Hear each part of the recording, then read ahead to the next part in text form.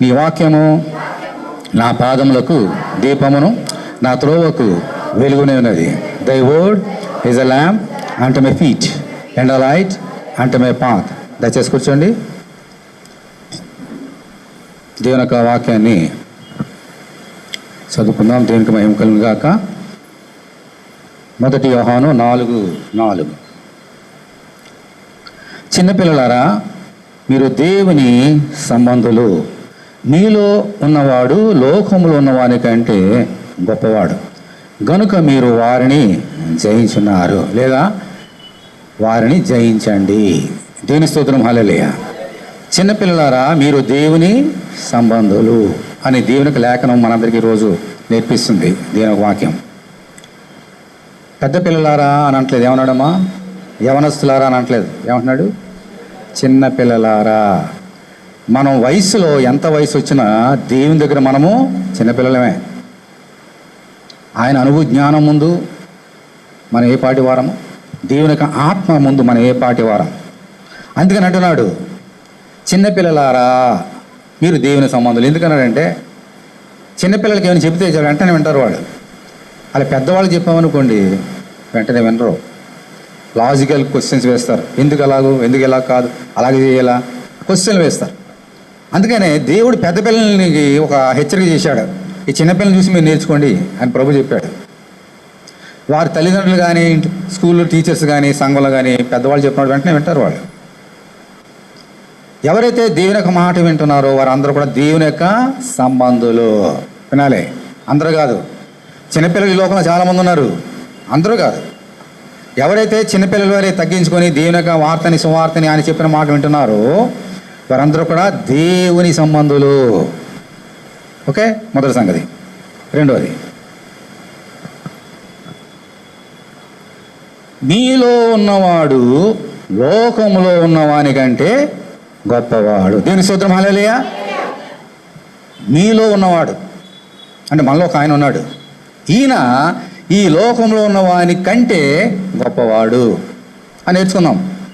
ఎలాగో ఆ లోకంలో ఎవరున్నారు, మనలో ఎవరున్నారు, ఎందుకు గొప్పవాడు, ఎందుకు కాదు నేర్చుకుందాం. తర్వాత ఏమన్నాడు చూడండి, మూడో సంగతి.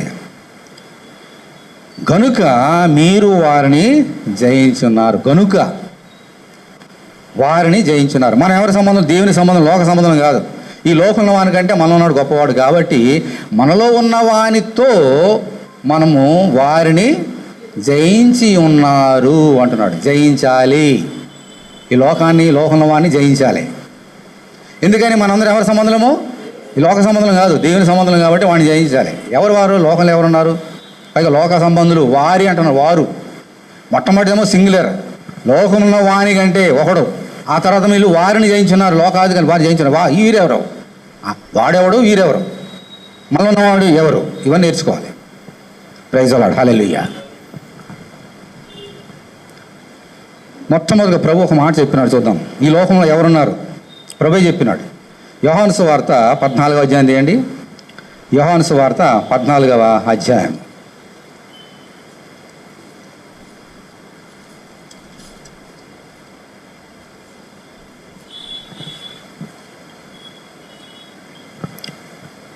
ఇరవై 29వ వచనం. ఈ సంగతి సంభవించినప్పుడు మీరు నమ్మవలని అది సంభవింపక ముందే మీతో చెబుతున్నాను. ఏమిటది? ఇకను మీతో విస్తరించి మాటలాడను. ఏముందమ్మ తర్వాత? ఈ లోకాధికారి వచ్చుచున్నాడు, నాతో వారికి సంబంధమేమీ లేదు. ప్రభు ఏమన్నాడమ్మా? నేను నా తండ్రికి వెళ్తున్నా. అయితే ఒక మాట, ఈ లోకాధికారి వచ్చుచున్నాడు, నాతో వానికి సంబంధమేమీ లేదు. ఈ లోకాధికారి వచ్చుచున్నాడు. ఈ లోకానికి ఒక అధికారి ఉన్నాడు. ఎవరమ్మైనా? సైతానుడు. అన్నిటికీ అధికారం ఒక ఆయన ఉన్నాడు. ఆయన దేవుడు. కానీ ఈ లోకంలో వాటి అన్నిటికీ, ఈ శరీరాశలకి, నేత్రాశలకి, జీవటములకి, లోకం వాటి అన్నిటికీ ఒక అధికారం ఉన్నాడు. ఎవరమ్మా? సైతానుడు, అపవాది, సాతాన్ అని పేరు వాడికి. ఆదాముని అవ్వల్ని పడగొట్టి పాపంలో నెట్టేసినవాడు వీడే. అందుకని లోకము అధికారం అంటలేదు, లోకాధికారి. ఎందుకని? లోకానికి అధికారి అయిపోయాడు. ఎందుకనంటే దేవుడు ఆదాముని సృష్టించి అధికారిగా పెట్టాడు. ఏదైనా తోటలో ఆదాముని. అవల్ని అధికారం చేయండి. కానీ ఎప్పుడైతే వారు పాపం చేసినారో వారిద్దరూ కలిసి ఈ అధికారాన్ని ఎవరి చేతులు పెట్టారు? తీసుకెళ్ళి వాడి చేతులు పెట్టారు. అందుకని వాడు లోకాధికారి. ఇది దేవుడు చేసిన కార్యం కాదు, మనుషులు చేసిన కార్యం. అధికారం ఇచ్చింది ఎవరమ్మా? మనుషులు. దేవుడేమో మనుషులకి అధికారం ఇస్తే, ఆయన పోలికలు ఆయన స్వరూపం చేసుకొని ఇస్తే దాన్ని దుర్వినియోగపరుచుకొని ఈ అధికారాన్ని వాడికి ఇచ్చారు. అందుకని ఈ లోకాధికారి వస్తున్నాడు నా మీదకి. ఆదాము అవ్వలు చేసిన పాపాన్ని ఈరోజు నేను కొట్టివేయడానికి వస్తే నా మీద కూడా యుద్ధం ప్రకటించడానికి ఈ లోకాధికారి వస్తున్నాడు అన్నాడు ప్రభు. సైతానుడు వాళ్ళకి ఏమన్నాడమ్మా? నాతో వానికి సంబంధం ఏమీ లేదు. ఎందుకని? నేను పరిశుద్ధుడను, వాడు అపవిత్రుడు. నేను వెలుగును, వాడు చీకటే. చీకటికి నీ వెలుగుని సంబంధం ఏంటి? వెలుగున్న చోట చీకటి ఉంటుందా? కొన్ని చీకటి ఉన్న చోట వెలుగు ఉంటుందా? వెలుగుంటే చీకటి ఉంది, చీకటి ఉంటే వెలుగు ఉండదు. అంతే. ఉంటే వెలుగు ఉండాలి, లేదా చీకటి ఉండాలి, అంతే. నాతో వానికి ఏమి సంబంధం లేదు. వానితో నాకేం సంబంధం అంటలేదు ప్రభు. వానికి నాతో ఏం సంబంధం లేదు. చాలా తేడా ఉంది దానికి. సరే, వీరి గురించే ఇంకొక మాట చూద్దాం. చూడండి, మొదటి కొరింథీ 2వ అధ్యాయం. మొదటి కొరింథీ 2వ అధ్యాయం 7వ వచనం. ఒక నిమిషం. మొదటి కొరింథీ 2వ అధ్యాయము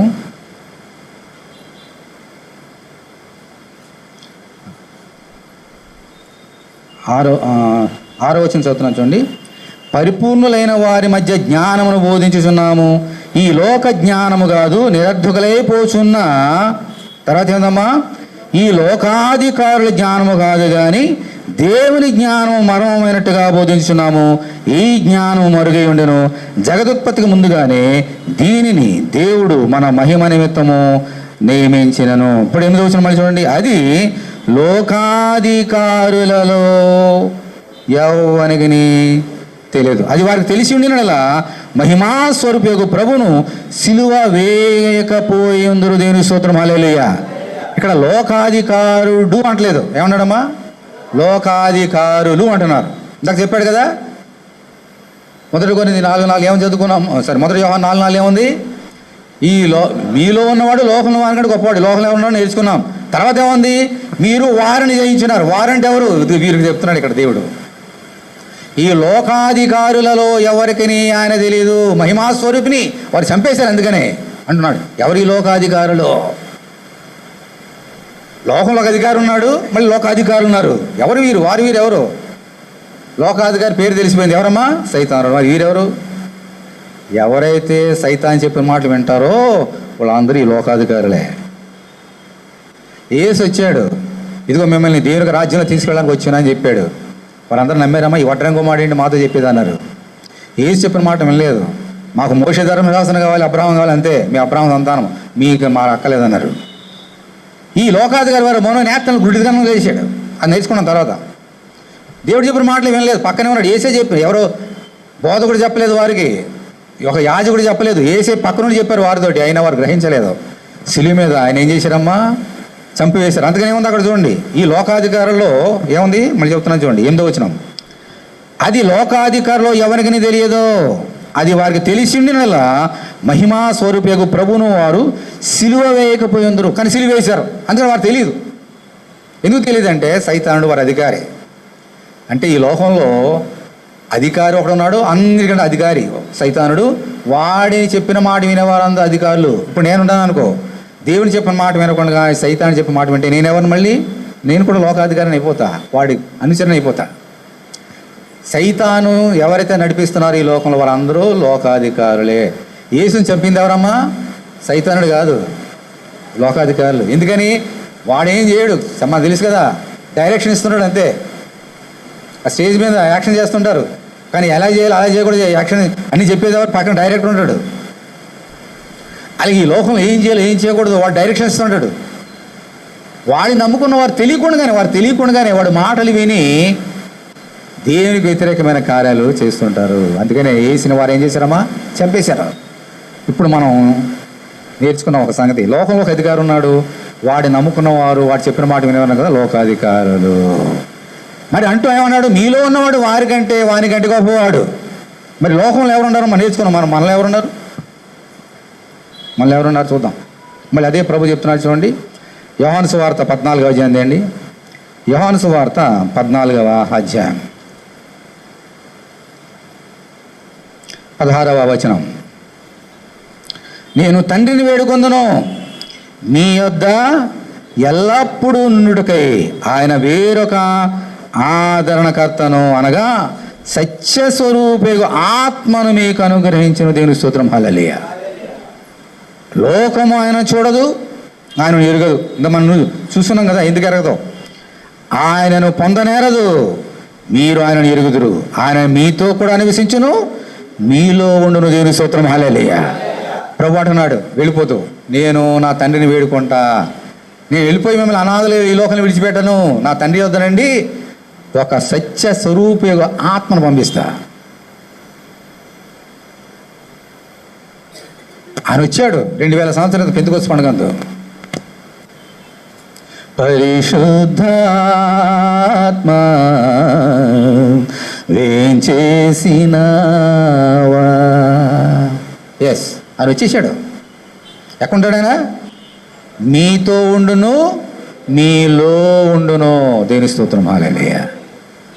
అందుకని అన్నాడు మీలో ఉన్నవాడు గొప్పవాడని.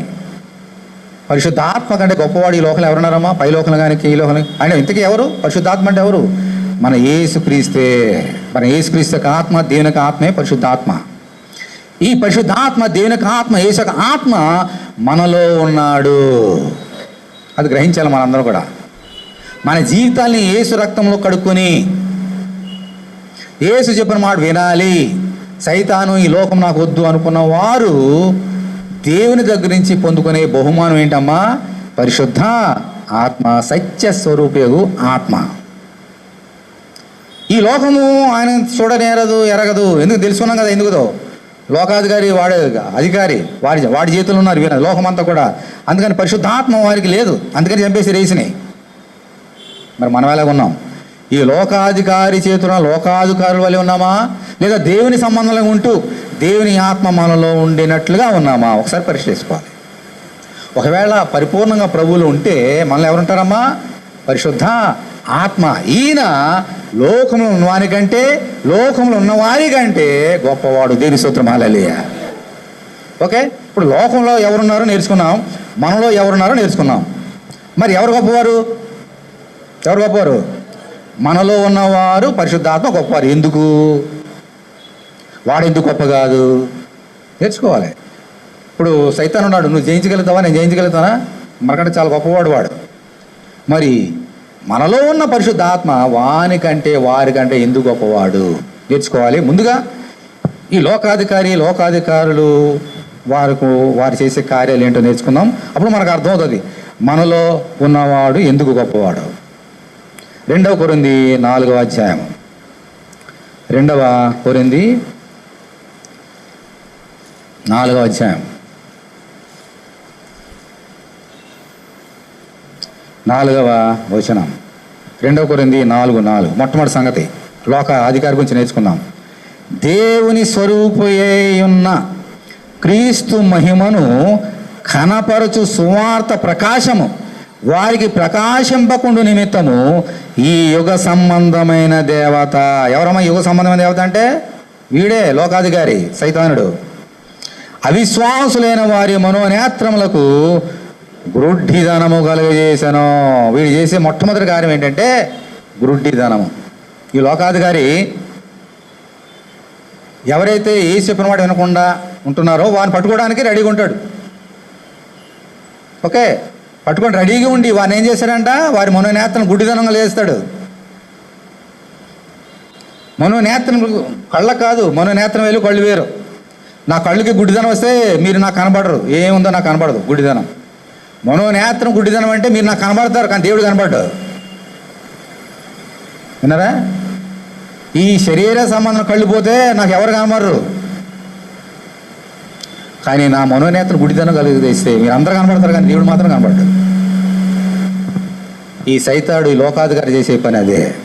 అందుకని ఈ లోకాధికారులందరూ గుడితనంతో యేసయ్యని శిలువ మీద చంపేశారు. అందుకనే వారు తెలియదు, అయ్యో మేము దేవుని కుమారుని దేవుడిని మేము చంపేస్తున్నాం సంగతి వారు తెలియదు. ఎందుకని గుడితనం చూస్తున్నారు, కళ్ళ ముందే ఉన్నాడు యేసయ్య, కానీ వారు గ్రహించరు. ఎన్ని చెప్పినా వినరు, ఏమి చెప్పినా వినరు. గుడిదనం సైతాను చేసిన కార్యం అది. ఆ గుడిదనంతో యేసుని చంపేసింది ఈ లోకం. ఈ కార్యం చేసిందారమ్మా ఈ లోకాధికారి. ఎప్పుడైనా అవిశ్వాసంలోకి వెళ్తే ఒక్క క్షణం వెంటనే పట్టుకుంటాడు, కళ్ళు మనోనేత్రం ముంచేస్తాడు. వాడు చేసే కార్యం మొదటిది. రెండో కార్యం ఏం చేస్తాడు చూడండి. 1 పేతురు 5వ అధ్యాయం తీయండి. 1 పీటర్ 1 పేతురు 5వ అధ్యాయం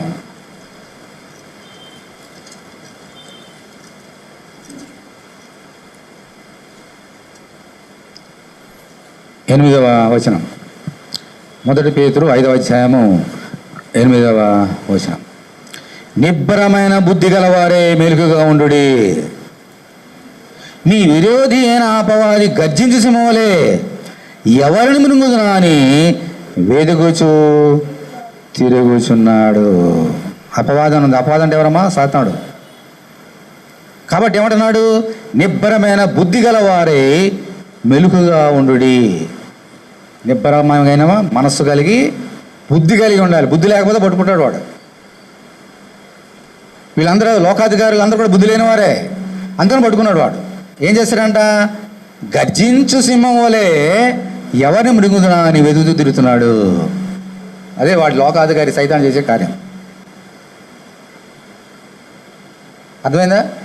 ఇప్పుడు ఎవరిని మృంగుదునా అని చూస్తున్నాడు. నాలో కొంచెం అవిశ్వాసం ఉంది, బుద్ధి లేదు నాకు. ఏం చేస్తాడు వాడు? మింగేస్తాడు. అంటే సింహం గొర్రెపిల్ల మింగేసినాడు మింగేస్తాడా? ఎలా మింగుతాడు వాడు? నన్ను దేవునికి దూరం చేస్తాడు. నా గుడ్డితనంతో ఇంకా ఏసు పక్కన ఉన్నా కూడా నాకు తెలియదు. దేవుని వాక్ ఎన్నిసార్లు విన్నా ఎవరు ఏం చెప్పినా నాకు అర్థం కాదు. మింగేశాడనమాట. ఇది ఈ సైతాన్ని చేసే కార్యం. ఎంతమందిని మింగేడమ్మా, మింగుతూనే ఉన్నాడు. ఇంకా వాడు చేసే కార్యం అదే సైతానుడు. మొట్టమొదటిది మనోనేత్రాలకి గుడ్డితనం కలిగేస్తాడు. రెండవది ఏం చేస్తాడమ్మా? మింగేస్తాడు. మనకు తెలియదు ఆ సంగతి. మనకు తెలియకుండానే మనల్ని మింగేస్తాడు, దేవునికి దూరం చేస్తాడు.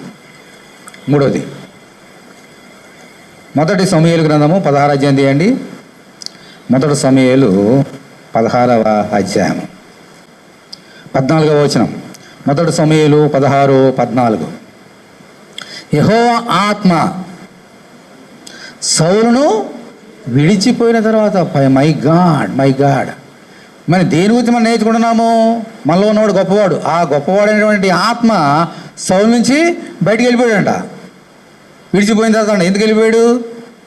సౌలు దేవుని చెప్పిన మాట వినలేదు కాబట్టి. విన్నంతసేపు ఆయనలో ఉన్నాడు. ఎప్పుడైతే సౌలు దేవుని చెప్పిన మాట వినలేదో ఆయనలో ఉన్న ఆత్మ అక్కడికి వెళ్ళిపోయాడమ్మా, విడిచి వెళ్ళిపోయాడు బయటికి. అప్పుడు ఏం జరిగింది చూడండి. యెహోవా ఆత్మ సౌలు విడిచిపోయి యెహోవా యొద్ద నుండి దురాత్మ ఒకటి వచ్చి అతని వేరేపింపగా. ఎప్పుడైతే దేవుని మాట వినడం మానేశాడో ఎవరు వచ్చారమ్మా ఇప్పుడు? దురాత్మ. దురాత్మ అంటే వీడెవడు? మళ్ళీ వీడు అనుచరుడే, లోకాధికారి సైతానుడికి అనుచరుడే వీడు. దురాత్మలు చాలా ఉన్నాయి ఈ లోకంలో. వాడు వచ్చాడు ఎవరి స్థానంలో? పరిశుద్ధాత్మ స్థానంలో ఎవరు వచ్చారు ఇప్పుడు? దురాత్మ వచ్చి ఏం చేశాడంట? ఏం చేశాడు? ఏముంది అక్కడ చెప్పండి. వెరిపింపగా. వెరిపించడం అంటే ఏంటి? నేను బాధ పెడతాడు. ఎలా బాధ పెట్టాడు సౌల్ని? అరికాలం తల వరకు అనారోగ్యం, అరికాలం తల వరకు ఎప్పుడు చచ్చిపోతావా అన్నట్టుకుంటాడు మనిషి. అలా ఉన్నాడు సౌలు. పరిశుద్ధాత్మ అంతసేపు ఇతరులు జయించి మంచి బలవంతంగా ఉన్నాడు. పైగా సౌలు ఎలా ఉంటాడు తెలుసమ్మా? పెద్ద ఆజానుభావుడైన మంచి బలవంతుడు. ఇజ్రాయేల్ అటువంటి వాడిని కోరుకున్నాడు, అందుకని ఇచ్చాడు దేవుడు వారికి. ఇటువంటి వ్యక్తి ఇప్పుడు దేవునికి ఆత్మ వెళ్ళిపోయిన తర్వాత ఎలా మారిపోయాడమ్మా? శక్తిహీనుడు, బలహీనుడు. రోగం వచ్చేసింది, ఒళ్ళంతా రోగమే, ఎక్కడ చూసినా ఆరోగ్యం లేదు. ఇటువంటి స్థితిలో ఉన్నాడు. తర్వాత దావీదుని పిలిపించారు. దావీదులు ఎవరున్నారు?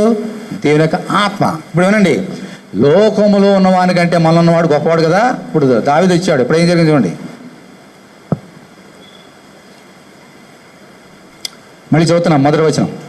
యెహోవా ఆత్మ సౌలును విడిచిపోయి యెహోవా వద్ద నుండి దురాత్మకుడు వచ్చి అతను వేరిపింపగా, సౌలు సేవకులు, దేవుని వద్ద నుండి వచ్చిన దురాత్మకుడి నిన్ను వేరిపించి ఉన్నది.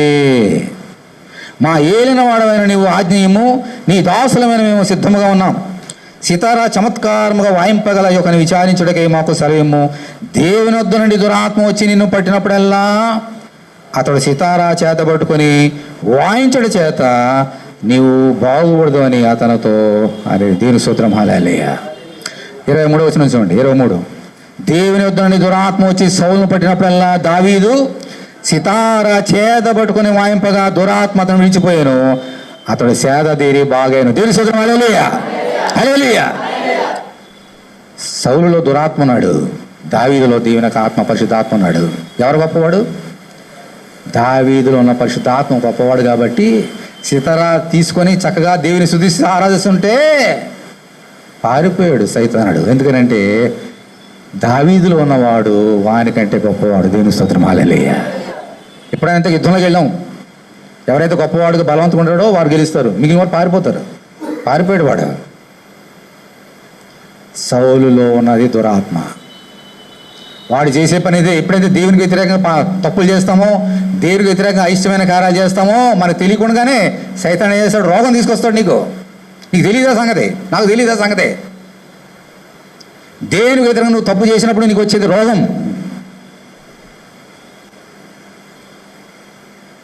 పరీక్ష చేసుకోవాలి. నేనేం తప్పు చేశా, ఏ వ్యతిరేకంగా ఏం తప్పు చేశా, దేవుడు చెప్పినప్పుడు వినాలి. హల్లెలూయా, హల్లెలూయా, గ్లోరీ టు జీసస్. హల్లెలూయా. ఇది సైతాను చేసే కార్యాలు.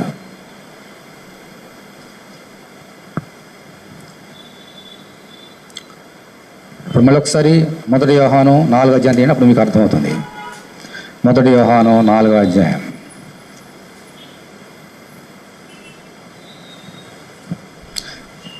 మొదటి యోహాను 4:4. చిన్నపిల్లారా, మీరు దేవుని సంబంధులు, మీరు ఉన్నవాడు లోకంలో వారికంటే గొప్పవాడు గనుక మీరు వారిని జయించున్నారు.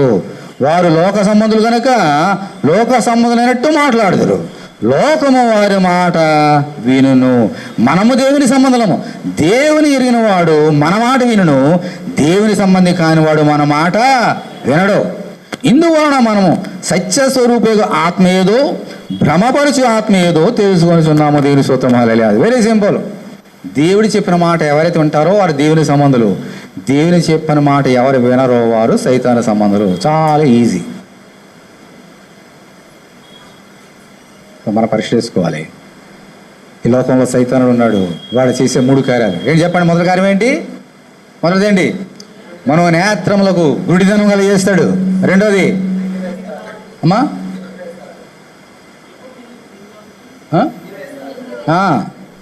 ఏంటి? వెలివేస్తావా? మళ్ళీ చూడండి ఆ వాక్యాన్ని ఒకసారి జ్ఞాపకం చేసుకుందాం. అది అక్కడ ఒక మాట ఉంది, చూద్దాం. అది 1 పేతురు 5వ అధ్యాయం. అది గ్రహించాలి. 1 పేతురు 5వ అధ్యాయం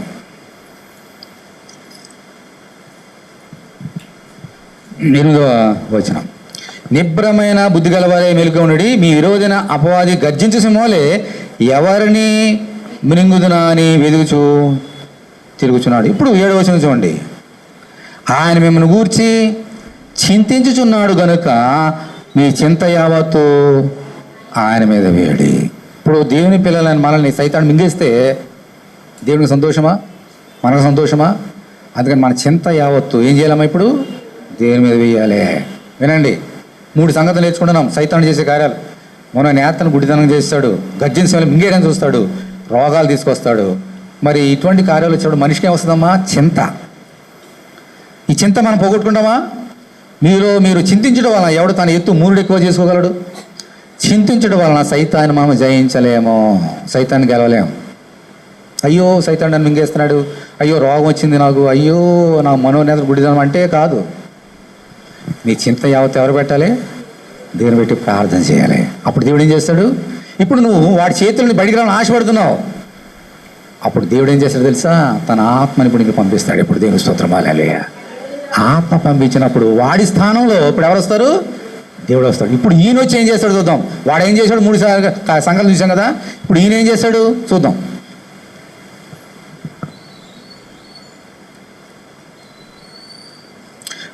యోహాను సువార్త 15వ అధ్యాయం తీయండి. యోహాను సువార్త 15వ అధ్యాయం 26వ వచనం. 15:26. తండ్రి యొద్ద నుండి మీ యొద్దకు నేను పంపబో ఆదరణకర్త, ఉత్తరవాది ఏం చేశాడమ్మా? అనగా తండ్రి యొద్ద నుండి బయలుదేరు సత్య స్వరూపైన ఆత్మ వచ్చినప్పుడు ఆయన నన్ను గురించి సాక్ష్యం ఇచ్చును. మీరు మొదటి నుండి నా యొద్ద ఉన్నారు కనుక మీరును సాక్ష్యమిత్రుడు. దేవుని స్తోత్రం, హల్లెలూయా. పరిశుద్ధాత్మ నీలో ఉన్నాడు అని చెప్పడానికి మొట్టమొదటి గుర్తు ఏంటంటే నువ్వు సాక్షిగా మారుతావు. ఒకప్పుడు నేను ఇలా ఉన్నా, కానీ ఇప్పుడు దేవుని ఆత్మ నాలోకి వచ్చి ఈ కార్యం చేస్తున్నాడు అని దేవునికి నువ్వు ఎలా మారుతావమ్మా? సాక్షిగా మారుతావు. సాక్షిగా మారాలని నువ్వు ఏం చేయాలి? సాక్ష్యం చెప్పాలి. ఎప్పుడైతే నువ్వు సాక్షి చెప్తున్నావో సాక్షి. నీ సాక్ష్యం ద్వారా ఎవరు మహిమపరచబడాలి? నువ్వు కాదు, నేను కాదు, దేవుడు మహిమపరచబడాలి. అందుకని సాక్ష్యం అని చెప్పమంటాం. అందుకే నీలో ఉన్నవాడు దేవుని యొక్క ఆత్మ నేను నిరూపించుకోవాలంటే నీ జీవితకాలం అంతా ఏసుకి ఎలా ఉండాలమ్మా? సాక్షిగా ఉండాలి. నీలో ఆత్మ ఉంటే ఆటోమేటిక్గా నీ కాళ్ళు వేస్తాయి సాక్ష్యం చెప్పడానికి. హల్లెలూయా. దేవునికి మనం సాక్షులుగా నీ సొంత శక్తి చేత చేయలేవు, నా సొంత శక్తి చేయలేవు. ఎవరు చేస్తారమ్మా? మనలో ఆత్మ ఉంటే, పరిశుద్ధాత్మ ఉంటే అని సాక్షిగా నువ్వు మారగలుగుతావు. అది పరిశుద్ధాత్మ చేసే మొట్టమొదటి కార్యం. రెండవది యోహాను సువార్త 16వ అధ్యాయం చేయండి. యోహాను సువార్త 16వ అధ్యాయం 8వ వచనం. 8. ఆయన అంటే ఎవరమ్మా? సత్య స్వరూపైన ఆత్మ వచ్చి పాపమును గూర్చియు నీతిని గూర్చియు తీర్పును గూర్చియు లోకమును ఒప్పుకొనజేయును. హల్లెలూయా. పాపమును గూర్చియు నీతిని గూర్చియు పాపమును గూర్చియు ఒప్పింపజేయుమా పరిశుద్ధాత్మ వేంచేసినావా. ఎందుకు? నీలో నా పాపాన్ని ఒప్పుకొని చేస్తాడంట. నీతిని గురించి ఆయన ఒప్పింపజేస్తాడు. ఎప్పుడైతే ప్రభు మనలో ఉన్నాడో చాలామంది పాపం ఒప్పుకోవడానికి ముందుకు రారు. అమ్మ నీ పాపం ఒప్పుకుంటే నేను పాపం చేశాను, ఏం చేశాను అడుగుతారు. అలాగే ఒక చర్చిలో ఇలా ఏదో వాక్యం చెబుతూ అడిగిన, ఏ భేదం లేదు, అందరూ పాపం చేసి దేవుడు అందరి నుంచి మహిమను పొందలేకపోతున్నారని చెబుతూ వాక్యం చెబుతూ, మనం దేవుని దగ్గర పాపాలు ఒప్పుకుంటేనే దేవుడు క్షమిస్తాడు, లేదా ఒప్పుకోడు. దేవుడు లేకపోతే క్షమించడని చెప్తుంటే ఓకే వాక్యం చెప్తూ, మీరు ఎవరైనా పాపం చేశారని అంటే ఒక అమ్మాయి లేచి నేనేం పాపం చేయలేదు అన్నది. అమ్మ నీ సంగతి నాకు తెలియక నేనైతే పాపిస్తోడిని, దేవుని కరించాడు, అందుకని నేను వాక్యం చెప్తాను, నువ్వు మంచిదాని అయితే ఒక కూర్చుంది. అలా చాలామంది నువ్వు పాపం చేసినప్పుడు ఒప్పుకోరు. అమ్మ నువ్వు తప్పు చేసాడు అలా ఒప్పుకోరు. కొంతమంది కప్పుపుచ్చుకుంటారు, కవరింగ్ వేస్తారు, పాలిష్ చేస్తారు. నేనేం తప్పు చేయలే, నేనేం పాపం చేయలే. అటువంటి వారిని దేవుడు క్షమించడు. హల్లెలూయా. క్షమించాలంటే ఏం చేయాలా? పాపం ఒప్పుకోవాలి. ఇలా ఒప్పింపజేసేది ఎవరమ్మా? పరిశుద్ధాత్మ. దావీదులో దేవునికి ఆత్మ ఉన్నాడు, కానీ ఆయన పాపం చేశాడు, వ్యభిచారం చేశాడు, నరహత్య చేశాడు. నేనేం పాపం చేయలేదని అనుకున్నాడు. గుడిదనం, సైతాన్ గుడిదనం చేస్తే హాయి కాలు మీద కాలు వేసుకొని హాయిగా ఉంటున్నాడు. నాతన ప్రవక్త వచ్చి నువ్వు పాపం చేసేవా అన్నాడు. రాజు నేను, నువ్వు నన్ను పాపం చేసి నన్ను అంటావా అని అతను కొట్టి జైలు పెట్టించలే. నేను పాపం చేస్తున్నానా అని సింహాసనం గబగబ కిందకి దిగి దేవుని మంది పరిగెత్తుకుని వెళ్ళి కన్నీరు గార్చి దేవుని దగ్గర పాపం ఒప్పుకున్నాడు. దావీదు మహాభక్తుడు, మనుషుడు పాపం ఒప్పుకోవడానికి వెలిగిస్తాడు, ఒప్పుకోదు. ఎందుకని? దురాత్మ కళ్ళు మూసేసినా కూడా ఆయన ఎవరున్నారమ్మా? దేవుని యొక్క ఆత్మ. వెంటనే ఒప్పుకొని అయ్యో ఇంత భయంకరం పాపం చేశానని గవో పరిగెత్తు, అమ్మా సరికూర్చో, భయంకరం పాపం చేశానని పరిగెత్తుకుని వెళ్ళి దేవుని పాద సన్నిధిలో పాపం ఒప్పుకున్నాడు.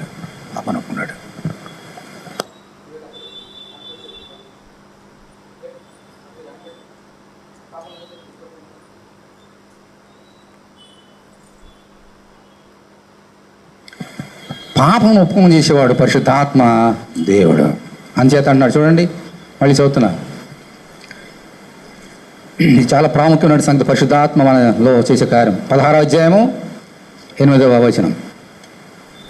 ఆయన వచ్చి పాపం గూర్చి, నీతిని గూర్చి, తీర్పును గూర్చి లోకమును ఒప్పుకొన చేయను. మొట్టమొదటి వచ్చి చేసేదమ్మా పాపం. మనం పాపాత్మలం అని దేవుని ఎదుట మనము ఒప్పుకుంటాం. తర్వాత నీతిని గూర్చి, నీతి అంటే ఏమిటి? ఎక్కడి నుంచి వస్తుంది నీతి? మనకి ఎక్కడి నుంచి వస్తుంది? మనం చేసే నీతి కార్యం నీతి వస్తుందా? నా ఆస్తి అంతా తొలగిచ్చేసా, నాకు నీతి వస్తుందా? 1,00,000 గొర్రెలు మేకలు దేవునికి అర్పణ ఇచ్చేసా, నీతి వస్తుందా? రాదు. ఏం చేయాలమ్మా?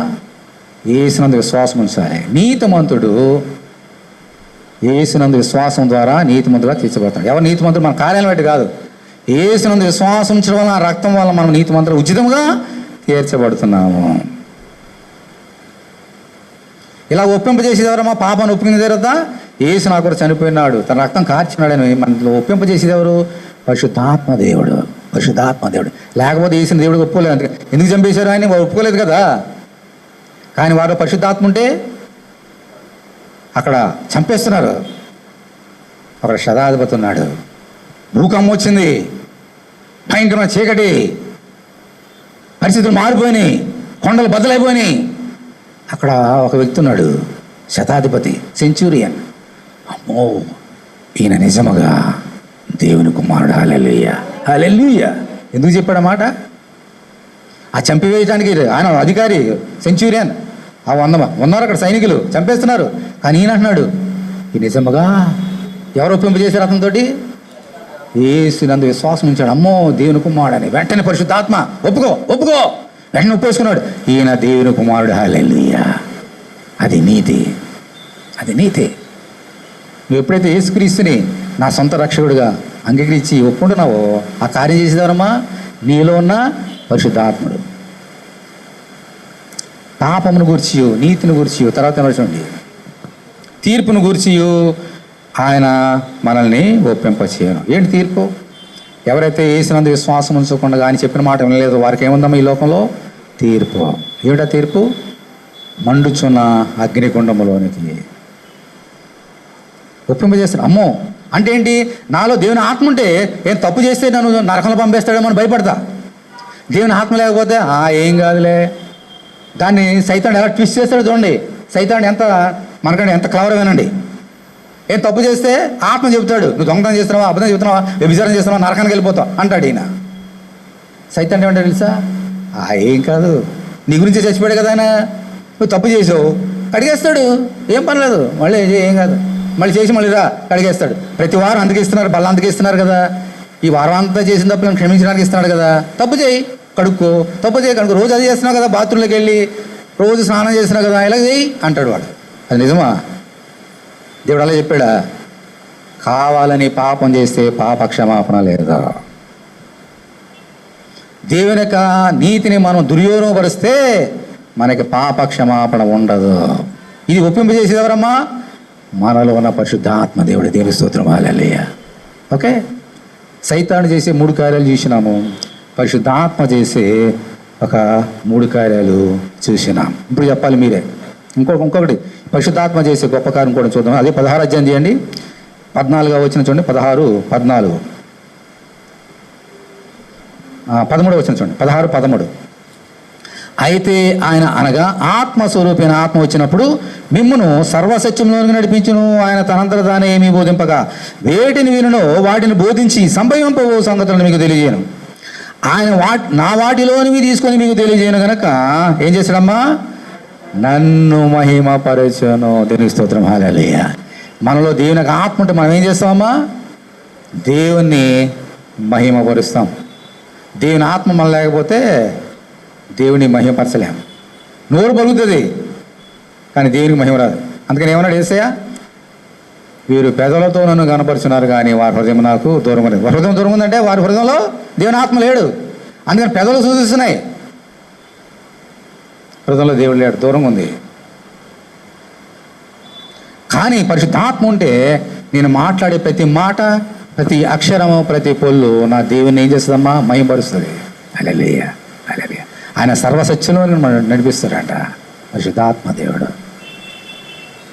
అందుకని దేవుడు అంటున్నాడు, నీలో ఉన్నటువంటి వాడు లోకంలో ఉన్నవానికంటే గొప్పవాడు, గొప్పవాడు.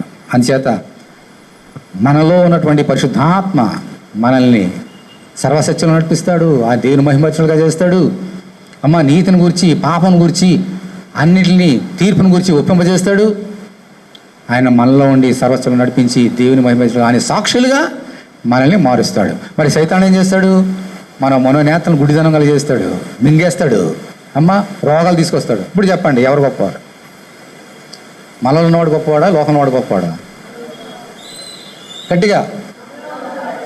అందుకని అంటున్నాడు దేవుని వాక్యం, మీలో ఉన్నవాడు లోకంలో వానికంటే గొప్పవాడు. అర్థమైందా? ఇప్పుడు మనం ఏం చేయాలా?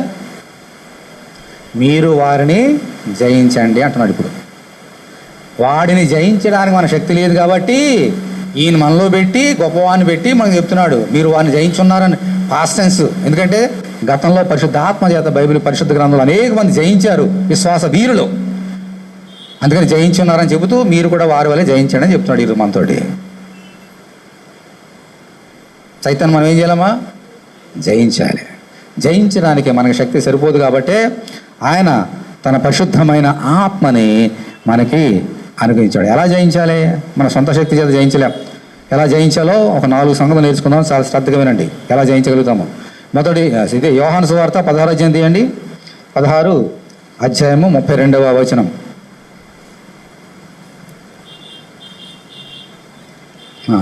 33వ వచనం. 33. ప్రభు ఒక మాట చెప్తున్నాడు, చూడండి. జయించడం ఎలా జయిస్తాము? నా యందు మీకు సమాధానము కలిగినట్లు ఈ మాటలు మీతో చెప్తున్నాను. లోకములో మీకు శ్రమ కలుగును. తర్వాత ఏమన్నాడు చూడమ్మా? ఆయనను ధైర్యం తెచ్చుకోండి, ఎందుకని నేను లోకమును జయించున్నాను. దేవుని స్తోత్రం, హల్లెలూయా. మనం ఏ దేవుణ్ణి మనం నమ్ముకుంటున్నామో ఆ దేవుడు ఆల్రెడీ ఈ లోకాన్ని జయించాడు. ఇప్పుడు యేసుని నమ్ముకుంటే మనం ఏం చేస్తాం? మనం కూడా జయిస్తాం. అందుకని అంటున్నాడు ఆయన, మీలో ఉన్నవాడు లోకంలో ఉన్నవాడు గొప్పవాడు కనుక మీరు వాడిని జయించండి. ఎందుకనంటే ఆ మీలో ఉన్నవాడు ఆల్రెడీ లోకాన్ని ఆయన జయించాడు. మీలో ఉన్నవాడు ఆఖరి లోకాన్ని జయించేశాడు. కాబట్టి యేసునందు మీరు ఉంటే మీలో ఉన్న పరిశుద్ధాత్మ ద్వారా మీరు కూడా లోకాన్ని జయించగలుగుతారు. అందుకే చెప్తున్నాడు. ఇప్పుడు చూద్దాం 4 సంగతులు ఏంటో, ఎలా జయించగలుగుతామో నేర్చుకుందాం. మొదటి సంగతి, 1 యోహాను 5వ అధ్యాయం తీయండి. 1 యోహాను 5వ అధ్యాయం. 1 యోహాను 5వ అధ్యాయం.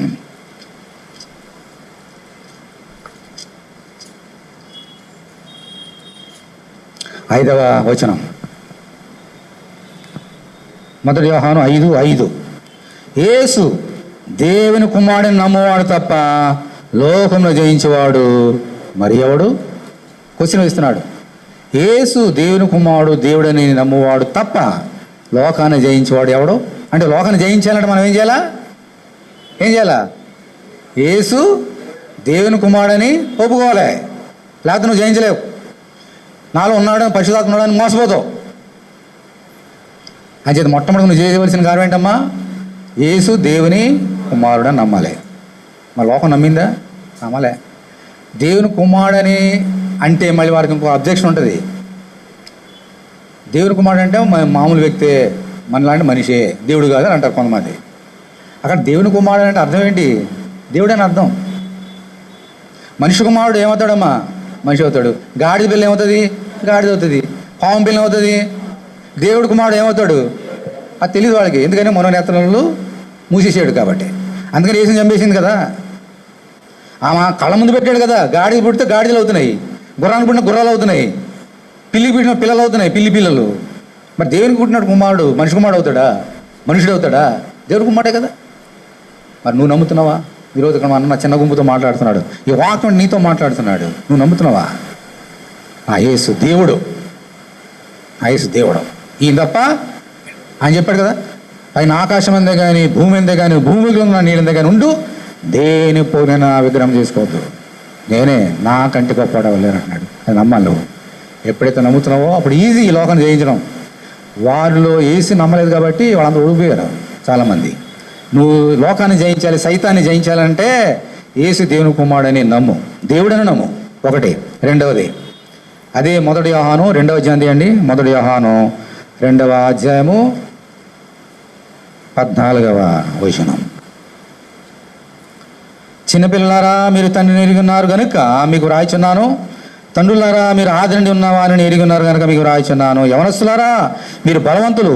తర్వాత చూడండి, దేవుని వాక్యము మీ యందు నిలిచినది, మీరు దుష్టుని జయించున్నారు గనక మీకు రాయిచున్నాను. యవనస్తులారా దేవుని వాక్యము మీలో నిలిచినది కనుక మీరు లోకాన్ని జయించి ఉన్నారు. దేవుని స్తోత్రం. హల్లెలూయా. చిన్నపిల్లలైనా యవనస్తులైనా తల్లిదండ్రులైనా పెద్దవారైనా వాళ్ళు ఏముండాలమ్మా? దేవునికి వాక్యం ఉండాలి. దేవునికి వాక్యం చేత సైతాన్ని లోకాన్ని జయించగలుగుతాం, లేకపోతే జయించలేమో. నీ సొంత శక్తి చేత ఎన్ని కత్తులు కటారాలు బళ్ళలు తీసుకొచ్చినా, AK-47 గన్స్ తీసుకొచ్చినా, ఆటం బాంబులు తెచ్చినా ఈ లోకాన్ని సైతాన్ని జయించలేవు. దేని వాక్యం నీలో ఉండాలి. దేని వాక్యం అంటే ఏంటి? 2 అంచెల వాడగల ఖడ్గం. ఆ ఖడ్గాన్ని పట్టుకో. ఈ లోకంలో ఖడ్గం కాదు. ఈ లోకంలో ఖడ్గం పట్టుకుంటే ఏమన్నా ప్రభు తెలుసా? కత్తి పట్టుకొని వాడు కత్తిలో నాశనం అవుతాడని చెప్పాడు. అందుకని టెర్రరిస్టులు అందరూ చచ్చిపోతున్నారు. అందుకే ఆ హమాస్ లీడర్ చచ్చిపోయాడు, ఇంకా అందరూ చచ్చిపోతున్నారు. ఆ ISIS లీడర్ అందరూ చచ్చిపోయారు. అందుకనే కత్తి పట్టుకొని వాడు కత్తితో నాశనం అవుతాడు. కానీ మనం పట్టుకోవాల్సిన ఈ కత్తి కాదు, దేవునికి వాక్యమైన ఆత్మ ఖడ్గం పట్టుకోవాలి. దేవుని స్తోత్రం. హల్లెలూయా. ఆ ఖడ్గం చూసి పారిపోతాడు సైతానుడు. అప్పుడు జయిస్తావు లోకాన్ని. ఎలా చూడండి, యేసు 40 దినాలు ఉపవాసం ఉన్నాడు. సైతానుడు వచ్చాడు. ఏమన్నాడు? పైనుంచి కింద దుమ్ముకు. నీ గురించి వాక్యంలో చెప్పారు కదా, నువ్వు దుమ్ముకితే, నువ్వు కిందకి దుమ్మితే దేవదూతలు పంపించి నిన్ను పట్టుకుంటానని చెప్పారు కదా, వాక్యంలో రాయబడింది కదా, దుమ్ముకు. దూకేశాడు యేసయ్య. ఎందుకు దుమ్మకలేదు? ఆయన వాక్యం. ఆ వాక్యంతో సైతం నోరు మూయించాడు. ఏమన్నా తెలుసమ్మా? నాకు తెలుసు నేను దూమితే పరిశుద్ధాత్మ ఆయన దూతలు వచ్చి నన్ను పట్టుకుంటారని, కానీ నా దేవుని నేను శోధించవద్దు అని దేవుని వాక్యం సెలవిస్తున్నది. నీ తండ్రిని నువ్వు శోధించవద్దని నేను చెప్పింది కాబట్టి నా తండ్రిని నేను శోధించను అన్నాడు. అంటే ఏం చేశాడు సైతాన్ని? వాక్యం ద్వారా నోరు మూయించాడు, పారిపోయాడు, వెళ్ళిపోయాడు. నువ్వు సైతాన్ని జయించాలనంటే నీళ్ళేముండాలమ్మా? దేని వాక్యం ఆత్మకట్టుగా ఉండాలి. దేవుని వాక్యమైన ఆత్మకట్టడం ద్వారా మాత్రమే వాడు ఓడించగలుగుతావు. నీ జ్ఞానాన్ని బట్టి, నీ అనుభవాన్ని బట్టి కాదు. నీకు ఈ లోకం ఎంత అనుభవం ఉన్నాడు కాదు, అన్నీ వేస్ట్. వాడు ముందు నీలాంటి వాళ్ళని నాలాంటి వాళ్ళని ఎంతమంది చూశాడు? దావీదునే పడగొట్టాడు వాడు. నువ్వు ఒక లెక్క, నేను లెక్క వాడికి. హల్లెలూయా. దేవుని వాక్యం నీలో ఉందా? మూడవది, ఎలా ఓడించగలుగుతాం? అది 1 యోహాను 5వ అధ్యాయము 4వ వచనం. 1 యోహాను 5:4. దేవుని మూలముగా పుట్టిన వారందరూ, పుట్టిన వారు లోకమును జయించుదురు. లోకమును జయించిన విజయము మన విశ్వాసమే. గట్టిగా దేవునికి స్తోత్రం చెల్లించుదాం. లోకాన్ని జయించింది ఎవరమ్మా? మనలో ఉన్న విశ్వాసం అంట. ఈ లోకాన్ని, దుష్టుని జయించాలంటే నీళ్ళే ఉండాలి, విశ్వాసం ఉండాలి.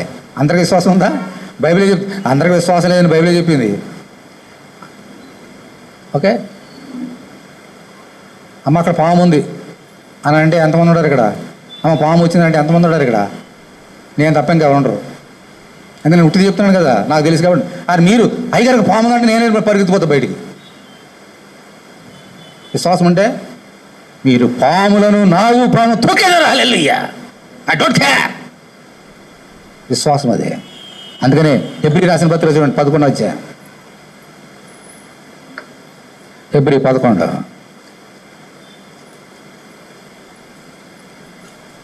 33వ వచనం.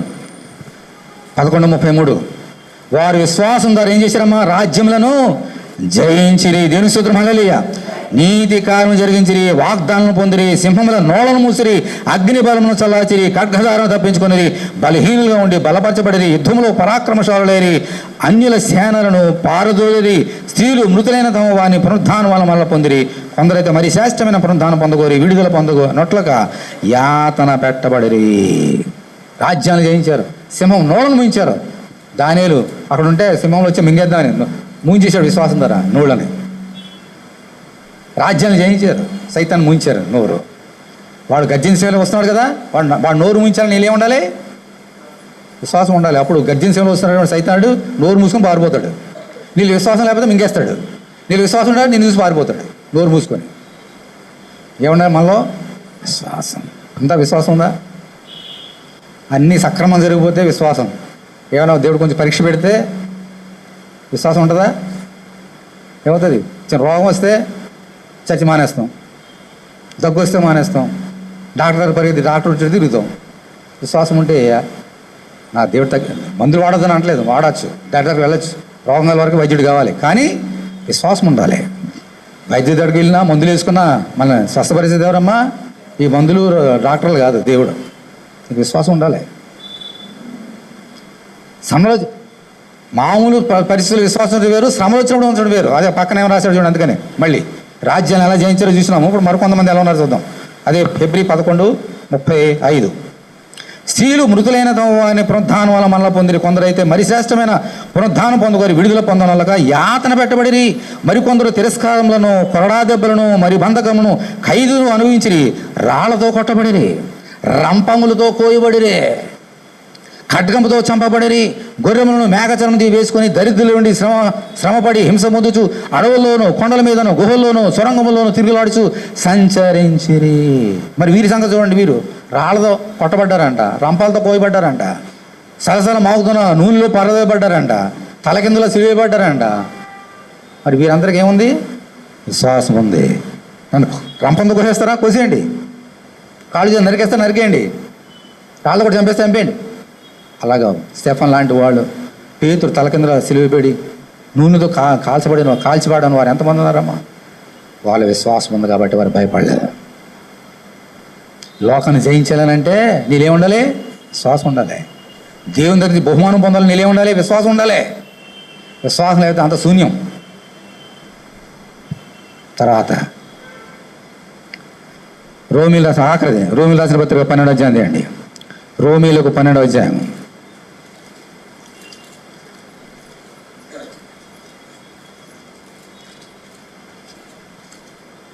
21వ వచనం. ఎవరైనా చదవండి. Praise the Lord. కీడు వలన జయింపబడక మేలు చేత కీడు జయించము. అందరం మనం తప్పిపోయేది ఇక్కడే. జయించాలి, జయించాలి, జయించాలి. యేసు దేవుని కుమారుడని నమ్ముతున్నాం, దేవుని వాక్యం మనలో ఉంది, విశ్వాసం ఉంది, కానీ ఇక్కడ తప్పిపోతాం.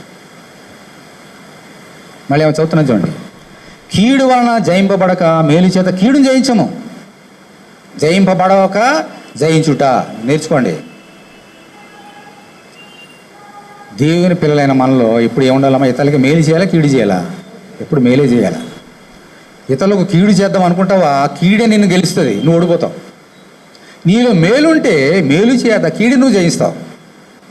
అర్థమైందా? ఈ లోకాన్ని సైతాన్ని జయించాలనంటే మనలో ఏముండాలమ్మా? మేలు. ఎప్పుడు వస్తుంది? ఎప్పుడు వస్తుంది నీకు మేలు? దేవుని ప్రేమ నీళ్ళు ఉంటే మేలు వస్తుంది. దేవుని ప్రేమ లేక సైతాన్ ఉంటే ఏమొస్తుందమ్మా? కీడు. ఇప్పుడు ప్రభుత్వాలను ఇలా కొట్టుకొని చేస్తున్నాయి కదా, వాళ్ళు అలా చేసారు కూడా మేము ఇలా చేస్తాం. మళ్ళీ ఇంకోటి వస్తే మనం మౌనం అప్పడాలు చేసి మనం ఇలా చేస్తాం. కంటికి కన్ను పండికి పోను, ఇలా ఉంది లోకం. దేవుని పిల్లలు అలాగ ఉండరు. కొట్టవా? ఇదిగో ఇక్కడ కూడా కొట్టు కొట్టు చంపే.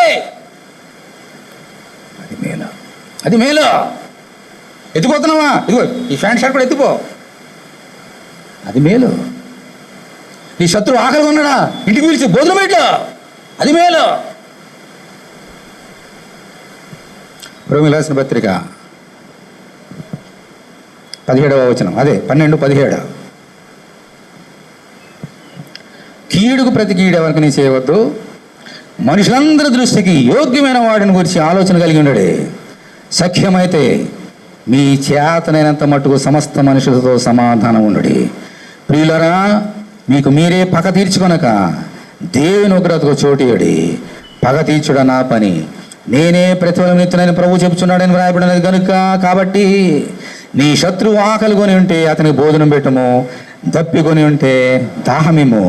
అలాగూ చేయటం వలన అతని తల మీద నిప్పులు కుప్పగా పోయేదు. కీడు వలన జయింపబడక మేలు చేత కీడును జయించము. హల్లెలూయా. నీ శత్రువు ఆకలి కొన్నాడా, పిలిచి అన్నం పెట్టు. ఎవరు పెడతాం అన్నం? మనం ప్రేమించేవాడిని తీస్తాం ఇంటికి, మనల్ని ద్వేషించేవాడిని పిలుస్తాం ఎప్పుడన్నా? ఆ మొహమే చూడం. ఎవరైనా ఎదురు పడితే అలా వెళ్ళిపోతాం. ఆయన ప్రేజులని చెప్పినా కూడా చెప్పకుండా వెళ్ళిపోతాం పక్కకి. మనుషులైనా మనకి బలహీనత ఏంటంటే మనం ప్రేమించేవాడిని ప్రేమిస్తాం, మనం అంటే ఇష్టపడే వారిని మనం ప్రేమిస్తాం. మొహం మూడ్చుకుంటాం, మొహం మారిపోతుంది, ఫేస్ కవళకలన్నీ మారిపోతాయి. కానీ దేవుడు అంటున్నాడు, మీరు అలా చేయకండి. ఎవరైనా మీకు కీడు చేశారా వారికి మేలు చేయండి. ఆకలి కొంటే అన్నం పెట్టండి, దాహం అంటే దాహం ఇవ్వండి. అలాగూ చేయటం వలన అతని తల మీద నిప్పులు కుప్పలుగా పోయేదో. అంటే ఏంటి? ఆయన చూసుకుంటాడు ఆ సంగతి. ఎవరిని కీడు చేశారా దేవుడు చూసుకుంటాడు. నువ్వు చేయొద్దు కీడుకు ప్రతి కీడు చేయకండి అంటున్నాడు దేవుడు. అంటే లోకాన్ని జయించాలని అంటే నాలో కీడు ఉంటే జయించలేను, నాలో మేలు ఉండాలి, ప్రేమ ఉండాలి, నా శత్రువును కూడా ప్రేమించే శక్తి నాలో ఉండాలి. ఎవరైనా నాకు హాని చేస్తే కూడా వారిని ప్రేమించే శక్తి నాలో ఉండాలి. అర్థమవుతుందా? వాడు అలా చేశాడు నేను ఇలా చేస్తా అంటే ప్రేమ కాదు అది.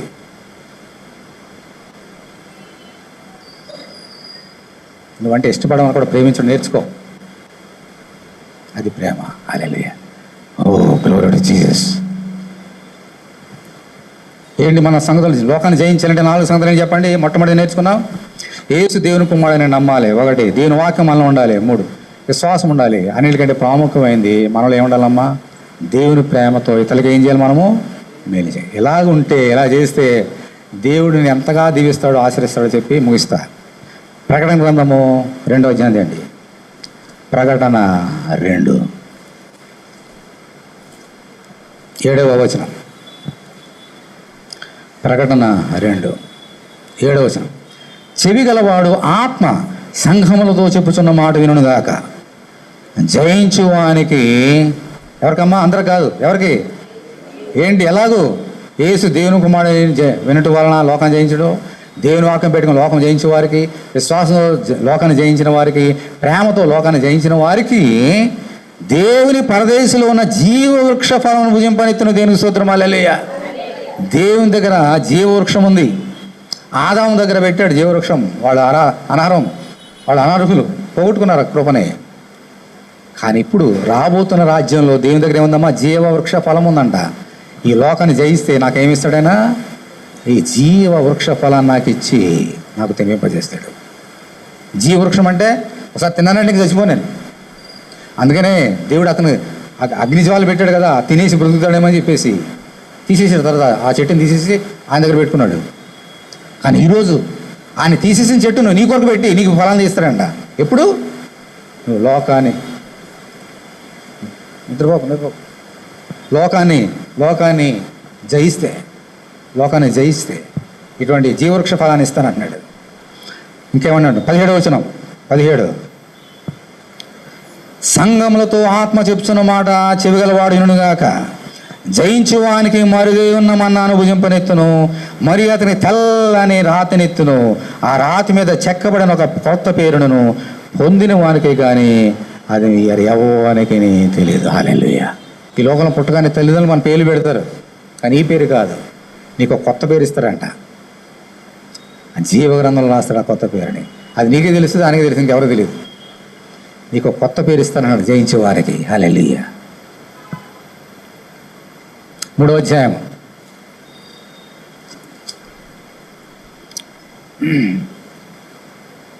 12వ వచనం. జయించు వారిని నా దేవుని ఆలయంలో ఒక స్తంభంగా చేసేదను, అందులో నుండి వాడికి మీదట ఎన్నటికి నీ వెలువలేబోడు. మరియు నా దేవుని పేరును పరలోకంలో నా దేవుని వద్ద నుండి దిగి వచ్చిన నూతనమైన యెరూషలేము నా దేవుని పట్టణ పేరును నా క్రొత్త పేరును వాని మీద రాసేతను. ఆ దేవుని రాబోతున్న దేవుని ఆలయంలో జయించు వారిని ఒక స్తంభముగా చేసేదను. దేవుని స్తోత్రం. హల్లెలూయా. దేవుని మందిరంలో ఒక స్తంభం అంట. మై గాడ్, మాకు 1 2 3 4 5 6 7 8 ఉన్నాయి స్తంభాలు. దీని మీద ఆధారపడింది మందిరం. ఆయన దగ్గర ఒక మందిరం ఉందంట. ఆ మందిరంలో నువ్వు నేను ఎలా ఉంటాము? ఒక స్తంభము వలె. హల్లెలూయా, హల్లెలూయా. ఆఖరిది 21వ వచనం, 3:21. నేను జయించి నా తండ్రితో కూడా ఆయన సింహాసనంలో కూర్చుండి ఉన్న ప్రకారము జయించు వానిని నాతో కూడా నా సింహాసనందు కూర్చుండనిచ్చేదను. సంఘముతో ఆత్మ చెప్తున్న మాట చెవిగలవాడు వినడు కాక. అంత లేచినవండి, అంత గట్టిగా దేవుని స్తోత్రం చెల్లించుదాం. గట్టిగా, ఇంకా గట్టిగా. ఇందులో ఏ నవ్వుతున్నాయండి? విను వాక్యం. దేవుడు ఎంత గొప్పగా ఆశీర్వదిస్తున్నాడో వినండి. జయించి వారికి నా సింహాసనం మీద కూర్చుండబెట్టదును అంటున్నాడు. ఇది నేర్చుకోండి, ముగిస్తున్నా. ఆంధ్రాలో, ఢిల్లీలో యుద్ధాలు జరుగుతున్నాయి. దేని గురించి? సింహాసనం గురించి. ఒక ఆయన చీఫ్ మినిస్టర్ వస్తాడు, ప్రైమ్ మినిస్టర్ వస్తాడు, కూర్చుంటాడు. ఇంకో ఆయన వచ్చి నేను కూర్చుంటాలే అంటే లేస్తాడు, ఈయన చంపేస్తాడు. నా కుర్చీని నువ్వు కూర్చుంటా చంపేస్తాడు. అలా జరుగుతున్నా కదా ఇప్పుడు, కళ్ళు ముందు చూస్తున్నాం కదా.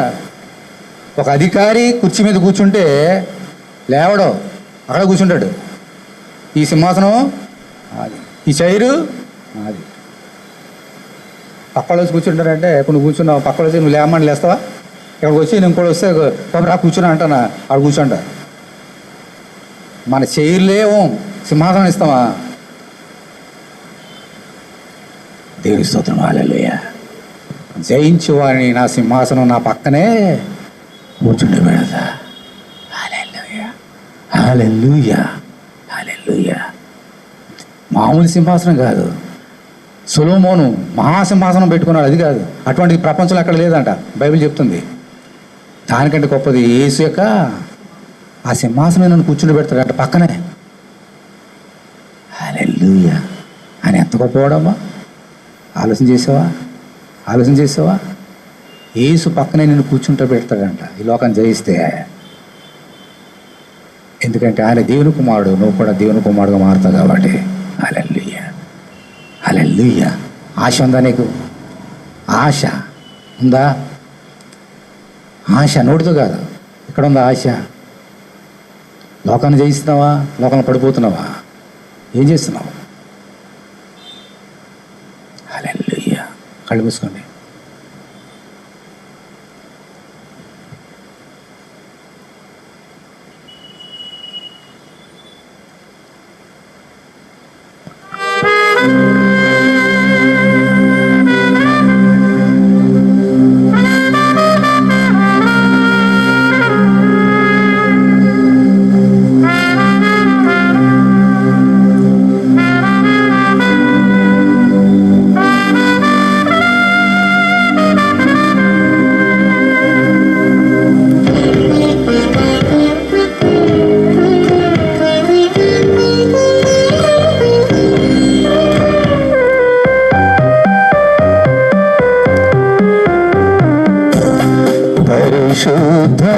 పరిశుద్ధాత్మా వేంచేసినావా,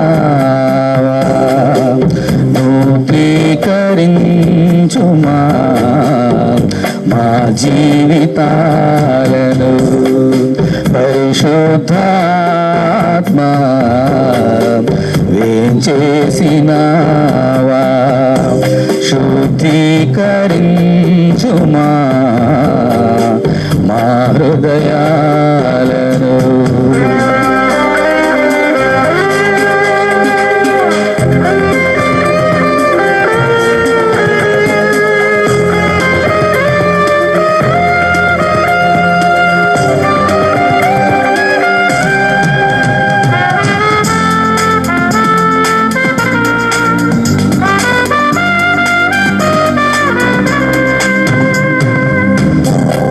పాపమును గూర్చి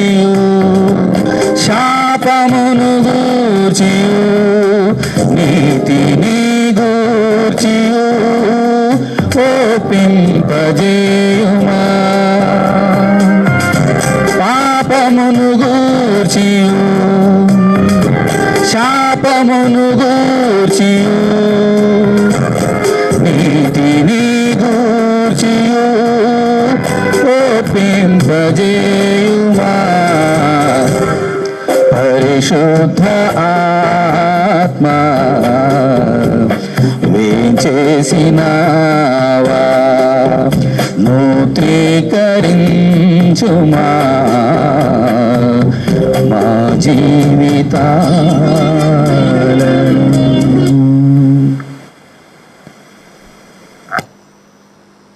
దేవానికి వందనాలు, స్తోత్రం తండ్రి.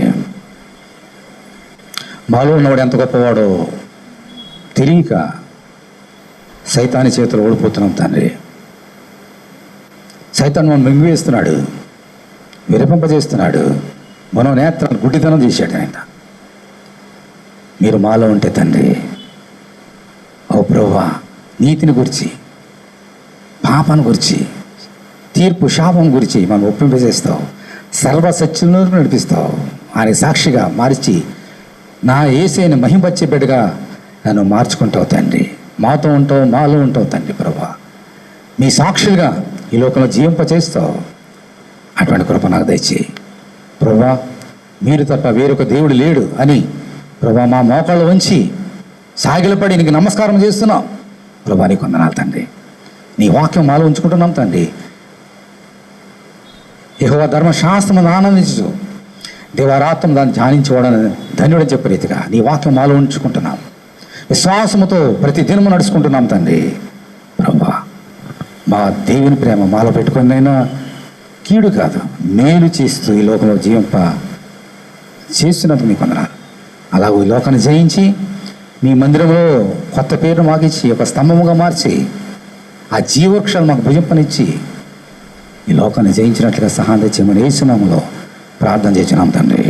ఆమేన్. అలా ప్రార్థన గడపండి, బల్లో చేద్దాం.